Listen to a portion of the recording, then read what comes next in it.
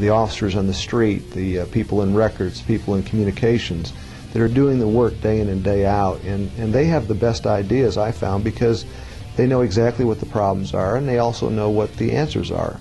My involvement with the Broken Arrow leadership team taught me that regardless of rank and your position inside of a department, and no matter what size of the department you work with, your voice matters, your opinions matter, and everyone can hear you.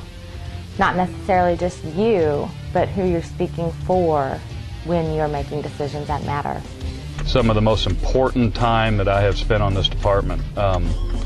The 2 years that I was on there was the first implementation of the team, so we were able to become involved in numerous changes of policy and procedure, and that the policies we worked on were some of the big policies that affect us in some of our major aspects of this job, and that's discipline, hiring and firing, use of deadly force.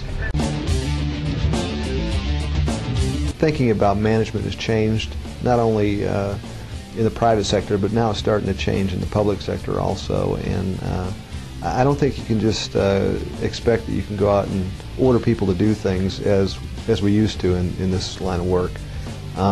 Today's generation really expects to be consulted about why they're doing what they're doing. They have their own ideas about things.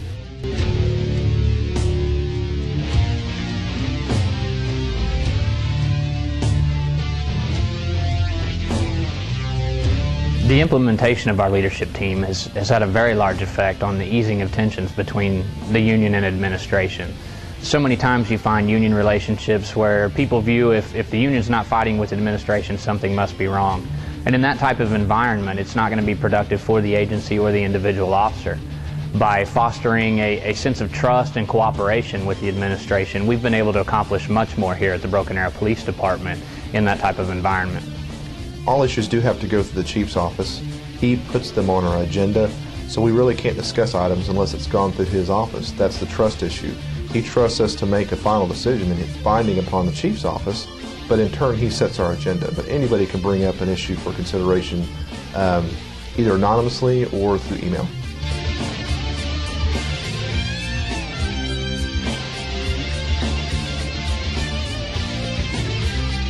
On a morale basis, since it's been implemented, the morale of the overall department as well as the troops, it seems like administration, civilian employees, jailers, has just gotten higher and higher. The cooperation and the relationship has gotten a lot stronger. Our crime rate has continued to drop here in town. It's down over 23% over the last 3 years, which just happens to coincide with the time that we had the leadership team started. You know, it's kind of a stretch to say that that's directly responsible for our crime rate, but certainly I think the efficiency of the police department has something to do with how effective you are in fighting crime. And that is our mission ultimately, and that's the service we provide to the community. So if we can do that in a more efficient way, and if people can feel more committed to the organization in carrying out their duties, I think that's a good thing. And I think that they, in the end, are going to give better service because of that.